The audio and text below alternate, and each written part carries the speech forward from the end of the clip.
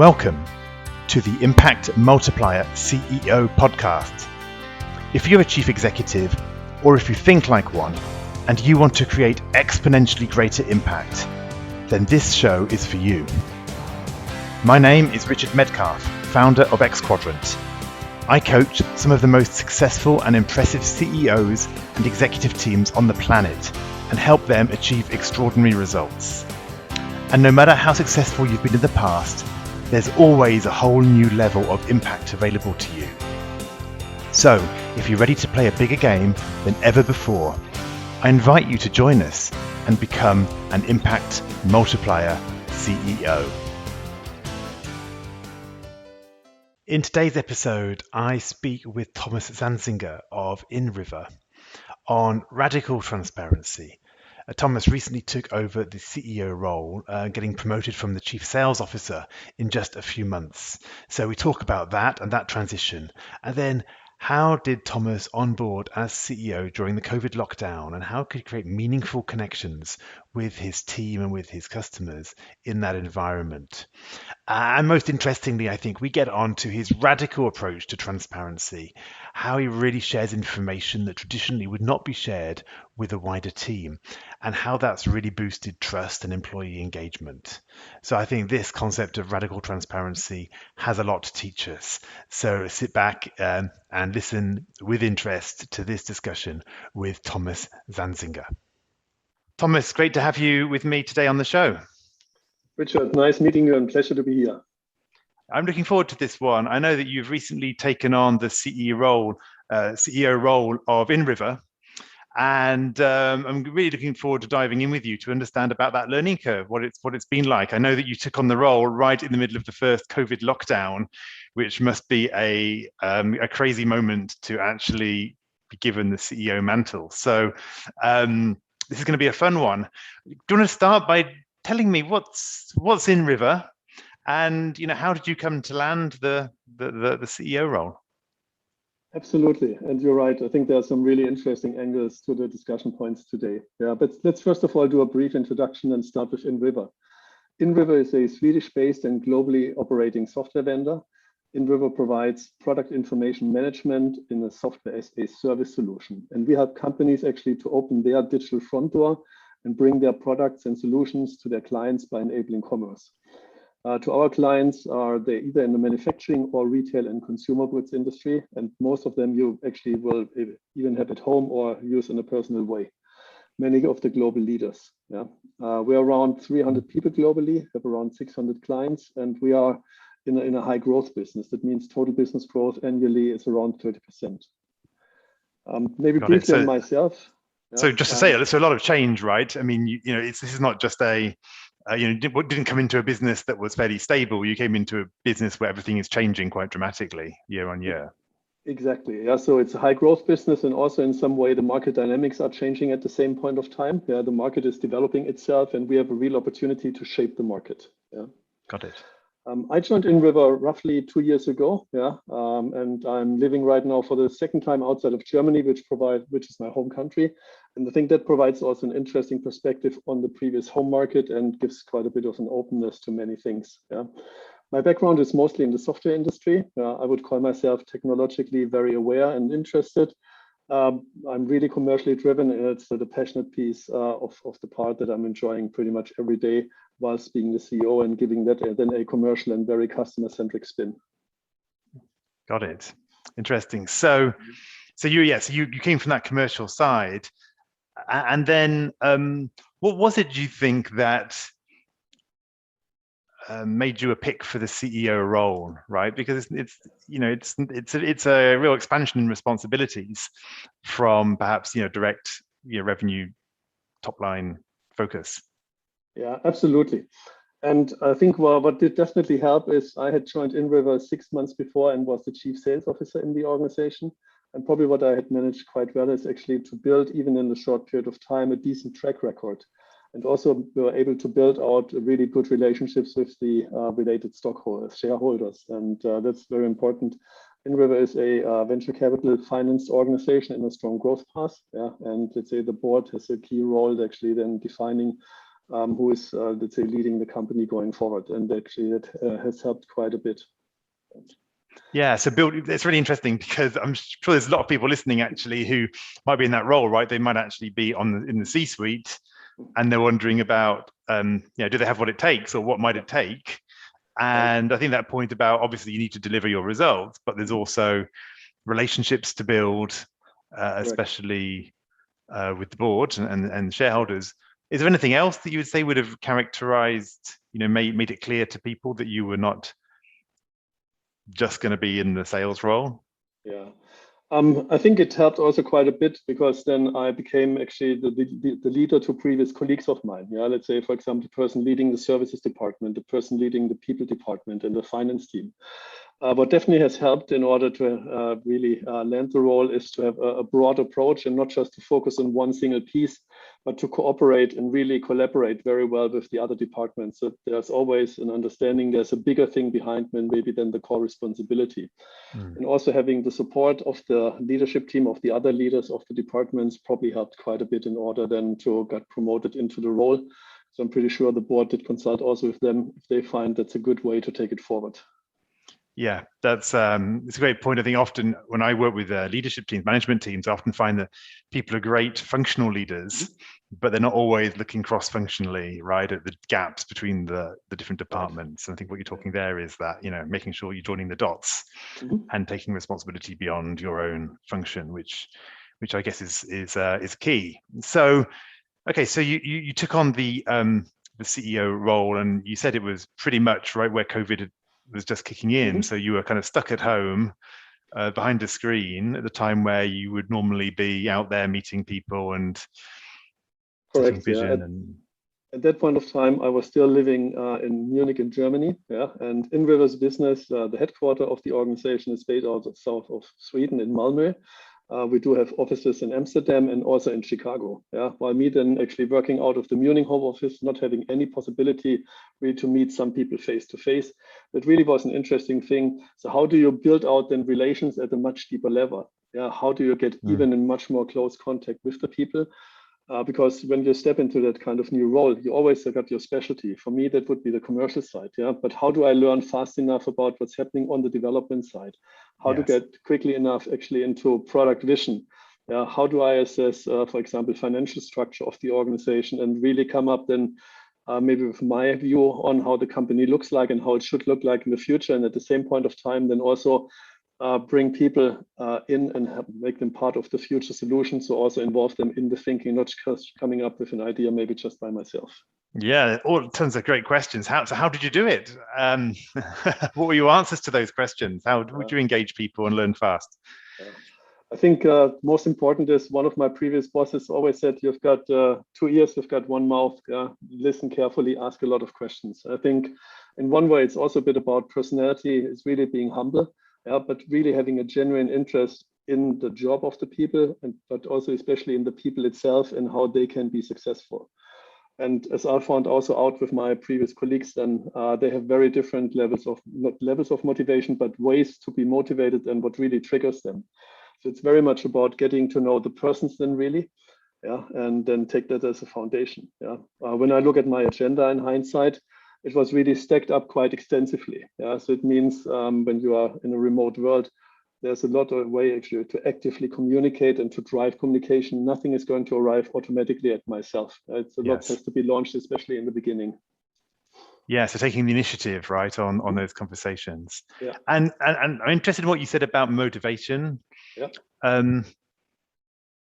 What's your experience of how people are motivated, right? A lot of people ask, there's a question a lot of people say, how do I motivate people? And you say it's different, and I totally agree, it is different. But like, do you have like a mental model of these are kind of the areas that might motivate people, and you're trying to figure out? Well, each and every person is very different. I think it's really important to understand what are they in for, what excites them. So it's a lot about getting to know the persons, and there's certain ways how you actually can, figure out motivation and personality. I think that the key topic is really to build out a trusted relationship with the person, and then also to be there when I'm needed to be there. Some people are highly autonomous and are fully capable driving their business. For others, it's more important actually just to throw out some ideas, discuss and debate them, and then take them forward. Others, or maybe in certain situations, might need even a very much closer handle and really work much closer together. Yeah, so I think it's a lot of situative leadership and how you work with people, and then also adapt it to their specific needs. Yeah, no, I like it. I like the personalization. So obviously you come into COVID and this was the situation. You're having to take initiative. You're having to spend your time listening, talking with people. Were there other things that you found you had to do, or surprises that you found as you were going through this process? Things that you weren't quite planning for? Yeah, well, as we are a high growth company, recruitment and employee retention is a core topic for us. Yeah, and then also driving recruitment in a complete virtual way. Just a few weeks actually ago, when I did meet my global leadership team in Sweden for the first time after the pandemic, I actually met for the very first time the then VP of sales for North America, who I'd hired then actually more than a year ago. And we've only actually had all of the interview process in a virtual world. We only interacted in a virtual world. And now 14 months later, we had then the opportunity to meet each other for the very first time. And that was really great to see. Yeah. I also think what I experienced when you've got the leadership team together and working with an organization, it's also in a face-to-face environment important to communicate and to over-communicate. In the virtual world, it's even more important. Yeah, you cannot over-communicate enough, because people will lose it. We have seen that very clearly. We've refined our strategy last year, and then also heard from the people, so how are we doing with strategy? And that did send a very strong signal. Communicate over and over again and really help people to stay on track and actually help them keep the boundary that you're operating in for. Yeah, one of the things that I often speak with CEOs about is the idea of boring people. Like, you're actually almost, your direct reports should be, your leadership team should be bored at your message, because if they're getting bored, you might just be getting it through to other people. But if it's always fresh and interesting, then it probably means it's completely confusing a couple of layers down. Absolutely agreed. And the boring actually resonates, even if it's maybe not the most positive word, but we said, hey, today it's really a boring meeting. Yeah, when we talked about communication, we tried a lot of very different communication mechanisms. Yeah, when I joined inriver and we had something like a town hall meeting, and then I saw people actually not joining, I asked them, why don't you join? And they said, actually, it's not worth the time. And then when digging deeper, in many ways, they said, okay, it's always just very positive messages, but we don't actually seem to get to the real topic. Yeah? And we launched, especially then during the pandemic situation, a really full transparency program. So the level of information that our teams are actually informed, let's say, has many components actually of what the board actually is getting to see. So I'm not preparing special slides actually for internally. People are getting pretty much the same level of information as the board does. And that level of transparency has been really greatly appreciated, because I said, okay, now we're getting to the real thing. We hear the good stuff, but we also get clarity on the topics that actually need to be improved. Yeah? And this communication transparency also has really raised employee engagement to a really very, very strong level. Were there any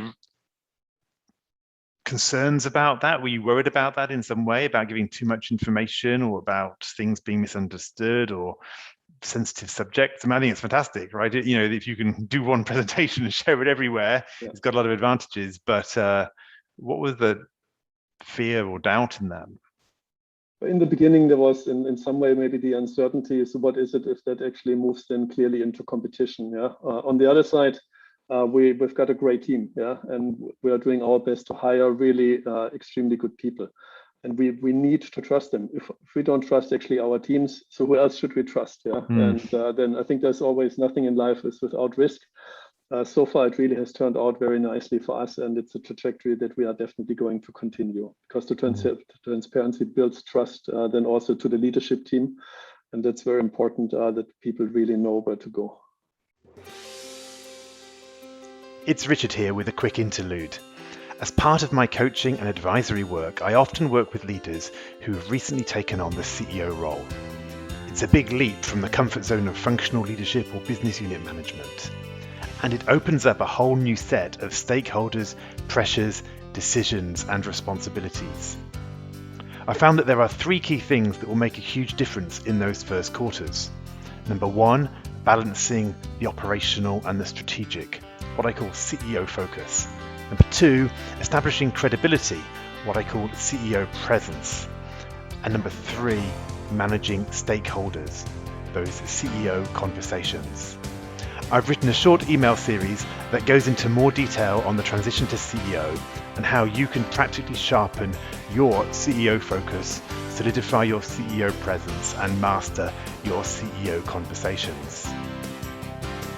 It's insightful and it's entirely free of charge, and you can register for it by going to xquadrant.com/go/curve. Now, back to the conversation. What else does the transparency give you? I mean, I can understand that it's raised the engagement and so forth, but why do you think, what's it providing people with that they weren't getting before? Yeah. I've got really good people leaders for their respective departments, but it's also really important that people understand what is the bigger picture behind. And it's a way then actually to not only work with the teams from a departmental point of view. As we are a global team with offices in many places, we have a very broad partner network. So people need to be pretty much aware of what's going on without really speaking each and every day to a ton of people.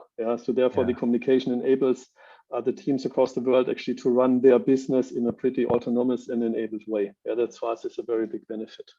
Yeah, that's really interesting. There's often a cry for visibility from management down, right? They often don't think about providing it the other way. Right.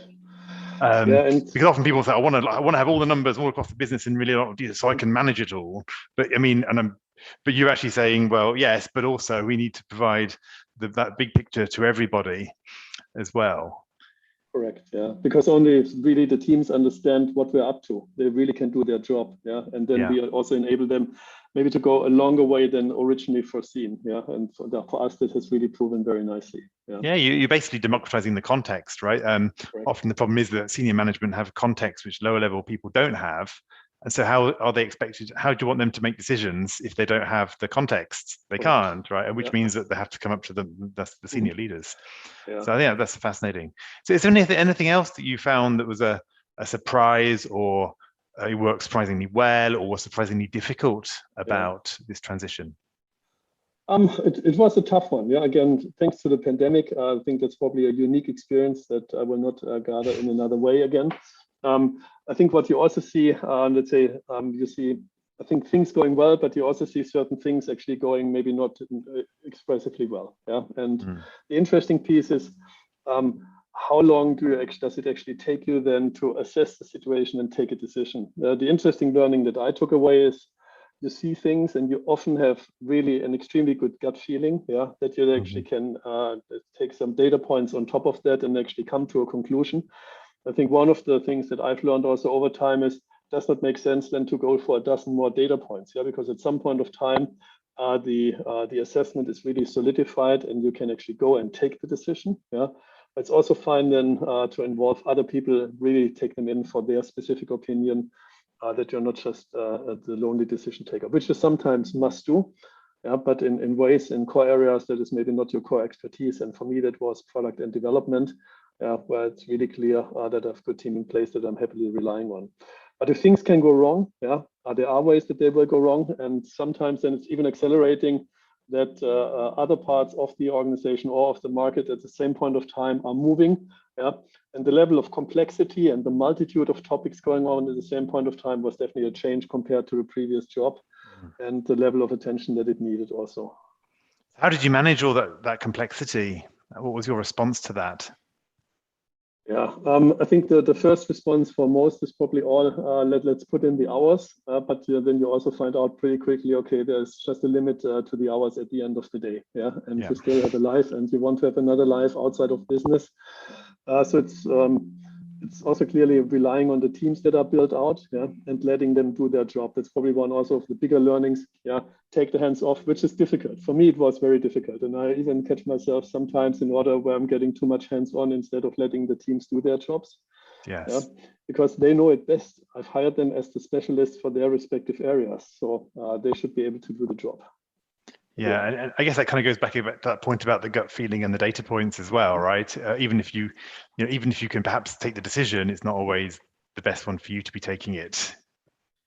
Correct. Yeah, because it's always when I take the decision, then it says, okay, yes, Thomas has taken the decision, but it's important also that people are owning certain topics by themselves, and they also need to feel encouraged to take the decision. And even if things go wrong, yeah, without having failures in our decision making, there will be no learning for the organization. Okay, if you do exactly the same error 3 times in a row in a very short time frame, it's maybe a different topic, but we must actually have some things going in the wrong direction in order to improve the overall outcome. Yeah, I like to make the distinction that it's not so much that we celebrate failure, but we celebrate learning, right? Yeah. And there is no learning without failure. But the point is, it's not celebrating the failure itself. Yeah. It's celebrating what are the insights that we've now integrated as a result of that. Exactly. And it's also good when people can talk about that. Yeah, let's say, what would I do differently next time? Yeah, what's my learning, and can I enable them actually to fail fast? Yeah, or am I afraid actually to take the decision and waiting on somebody else? And I think for us as a high performance and really fast growing organization, that's absolutely key. That will make the experience pretty quickly. Thomas, what's the most courageous thing you've had to do in the last year or so? Oh, it's an extremely good question. Well, it always goes back into the virtual world. Yeah, as I mentioned, we are venture capital financed, and as an organization, we are close to profitability. But we do have very aggressive growth plans. Yeah, we want to build out and are building out our business in North America, and we have opened the UK and Germany during 2021. That means inriver needed a totally different level of funding. I've never done fundraising by myself before. Yeah, I was well supported actually by the board and by good coaching, but we managed actually in a period of actually less than 6 weeks to close for inriver a significant funding round of over $30 million US. That actually then enabled us to execute then our growth opportunities. Yeah, and if you call it courageous, I don't know, but I definitely can tell you it was a steep learning curve. Yeah, it was something that had to happen, and it went successfully. Then also in tandem, let's say, with other people of the leadership team, and it was very encouraging to see. Yeah, fantastic. So, what's your top learning tip, your top tip for a new CEO, right? What would you tell them to grab hold of and seize, and what trap would you suggest that they avoid? Yeah, absolutely key is build a great team. Yeah, and do not do any mediocre hires. Probably anybody, let's say, who is leading people and who is recruiting, that's one thing for everybody with a people responsibility. Yeah, make the best hires that you can, even if they are more expensive, even if it takes you longer. But otherwise, you will, let's say, in a negative way, pay the price if you deviate from that. That's probably my #1 recommendation. Yeah. With the great people, build a great team, and does not mean that always the best or the most highly skilled people will form the best team. Yeah, but you also need to have a very strong view. How are these people working together? And in the inriver environment, we've probably formed a fairly complex leadership team structure, because my leadership team actually sits in Chicago, it sits in Sweden, it sits in Amsterdam, and also in Munich in Germany. Yeah, and we've got at least 5 different nations in there, and you can imagine the cultural differences. Yeah. On the other side, it's a huge opportunity because all of the markets are represented. Yeah, it's also a good split between female and male people in the team, which is really great for the dynamics. And that actually helps us then really to drive the business in a very good way. So build a great team, yeah, and don't be afraid of diversity, and also maybe in some way complexity.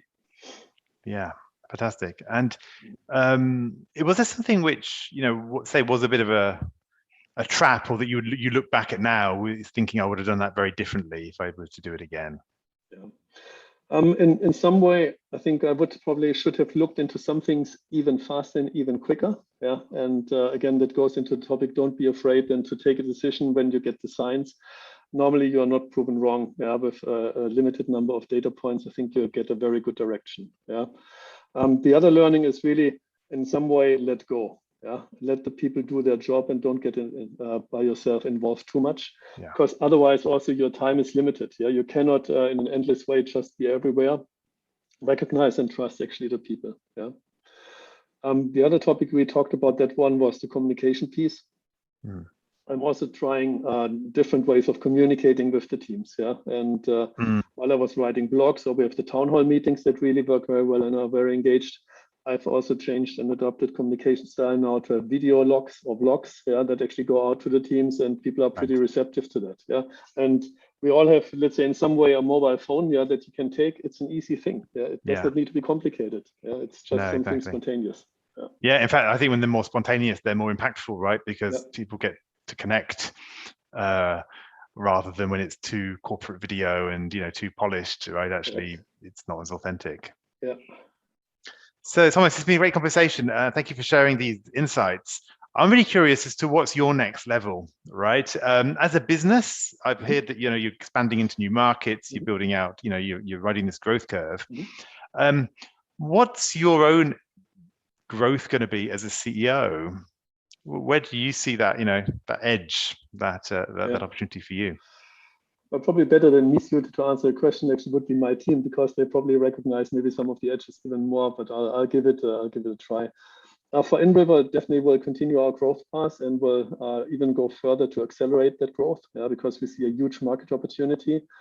E-commerce is very strongly thriving, and we provide a foundational technology which is really good and gets a lot of interest in the market. It means geographic expansion will continue to be there, but it's also about redefining our set in the industry, and it means the value chain that we are providing to our customers, that we extend it even more actually to the actual cell, where we actually help customers then really to make analysis-based the right decisions to what is the next best action to take in order to increase their success. For me, it's so also as inriver, we have an opportunity to reshape the industry in some way, and there are not many opportunities I think in life that you can have. It was one of the reasons why I joined. I will focus. I will always stay very closely connected to the commercial part of the business, because that's truly where my heart is. And I will concentrate stronger on the corporate development piece. So how do we really set up the organization? How do we make it failure proof, and that we actually can avoid failures and really can execute even better? So so you're saying the stretch there is really about leaning more into the corporate development, perhaps, rather than the comfort zone of the commercial, but while still staying involved, right, with customers and the market. Yeah, absolutely. Because I find, and we see from our clients and partners and prospects, that they really appreciate if the leadership team is very involved. You're not detached and say, okay, we need to understand what drives our customers, because that's the only way how they will continue to use our software as a service. Because the customers could also decide just to turn it off and use something else. That's the beauty, or maybe the downside, of running a software as a service business. Yeah. Fantastic. Well, hey, thank you, Thomas, for sharing these insights. I think I've loved this these points, right? Points around decision making, around transparency, around deciding when you got to move fast and act fast, and when you also have to delegate and let other teams, the teams work it through and take ownership themselves. So I think these have been some great distinctions. If people want to find out more about inriver or get in touch with you, how should they do that? Well, there's first of all, they can approach me at thomas.zanzinger@inriver.com. It's probably a challenging one. Also could go, Richard, via you. We can be easily found on the website. I'm on LinkedIn, and let's say please reach out and make the contact. Perfect. Well, once again, thanks a lot, Thomas, and look forward to continuing the conversation. Richard, my pleasure. Thanks for having me today.